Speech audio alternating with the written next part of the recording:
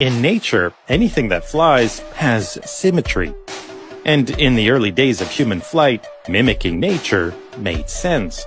But as we pushed onto ever higher speeds, our stubborn insistence on symmetry might have been a mistake.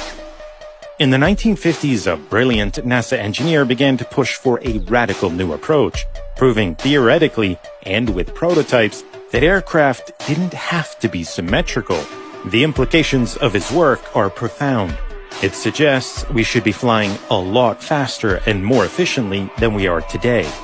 Since the dawn of flight, aircraft had been getting faster. In 1920, the fastest plane could barely reach 300 kilometers an hour.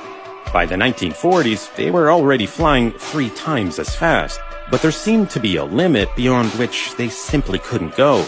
Pilots called it the sound barrier. Above a certain speed, aircraft stopped accelerating, control became increasingly difficult, and stress forces could even cause an aircraft to break apart in midair. But in 1947, a daring test pilot flew an experimental plane beyond the speed of sound, proving that the sound barrier wasn't a barrier at all. It's just that supersonic flight revolved around a different set of aerodynamic principles. In the decades that followed, engineers mastered the physics of flying supersonic, pushing speeds ever higher.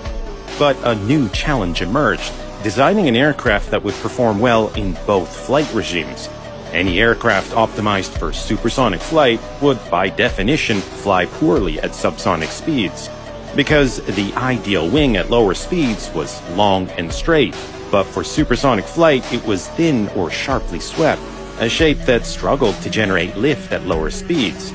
Engineers struggled to find a solution, eventually coming up with a kind of wing that could transform in midair, functioning more like a straight wing at subsonic speeds and sweeping back for supersonic flight.